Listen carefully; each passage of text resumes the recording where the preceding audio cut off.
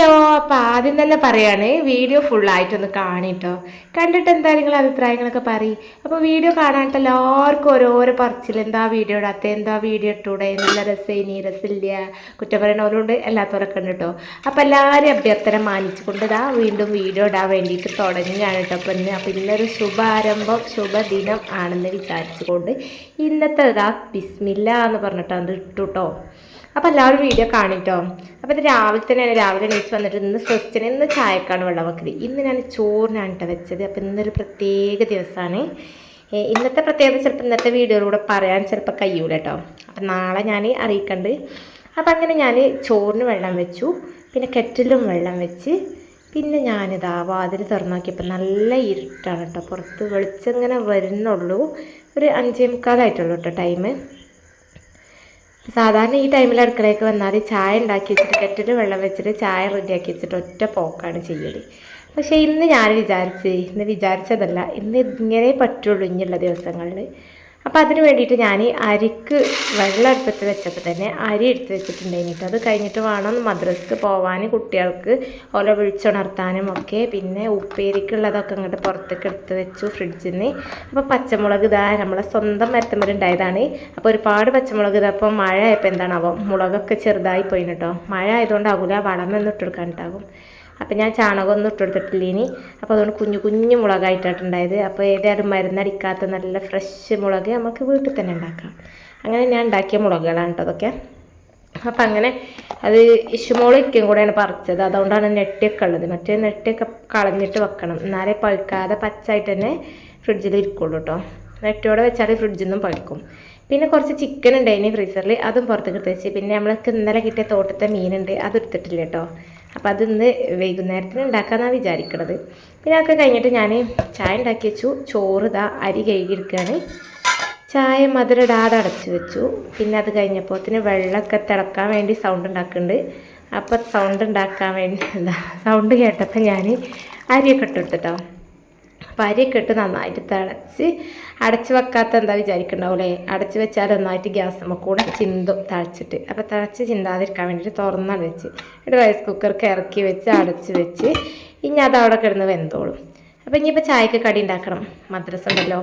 അപ്പോൾ അങ്ങനെ ചായക്കുള്ള മാവ് തലേ ദിവസം അരച്ച് വെച്ചത് ഉപ്പിട്ട് കൊടുക്കുകയാണ്. അങ്ങനെ ഉപ്പിട്ട മാവ് നന്നായിട്ട് ഇളക്കി കൊടുക്കുക.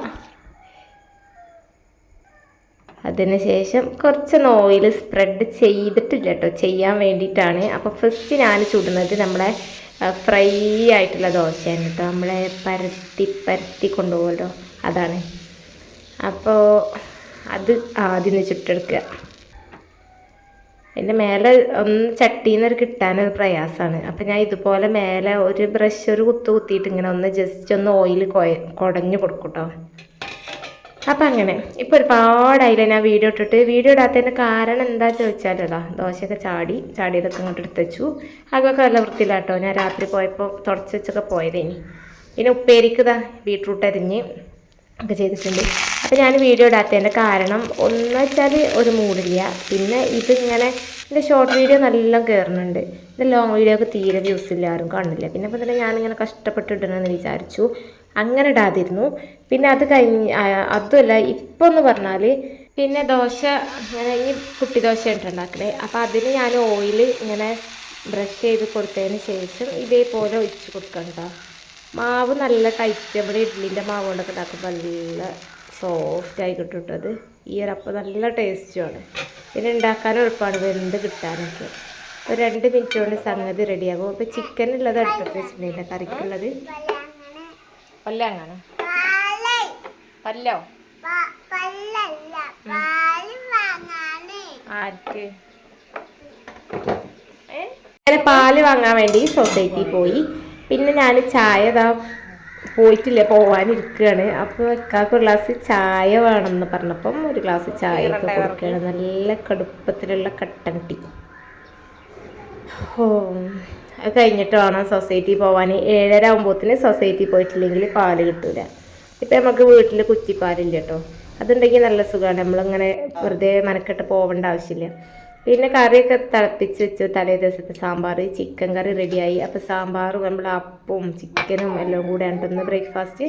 പിന്നെ പാല് കൊണ്ട് ഞാൻ ഒന്നിച്ച് ഇങ്ങനെ തിളപ്പിച്ച് വെക്കലാണ്. എന്നിട്ട് കുറച്ച് ടൈം ഒരു 10-5 മിനിറ്റ് കഴിയുമ്പോൾ നോക്കുമ്പോൾ പാട ഇങ്ങനെ കെട്ടി നിൽക്കും. അപ്പോൾ ആ പാടങ്ങൾ എടുത്തിട്ട് വേറൊരു പാത്രത്തേക്ക് വെക്കട്ടെ ഞാൻ. എന്നിട്ട് അത് ഫ്രീസർക്ക് വെക്കും. എന്നിട്ട് ഞാനിതുകൊണ്ട് നെയ്യും ബട്ടറും ഒക്കെ ഉണ്ടാക്കും.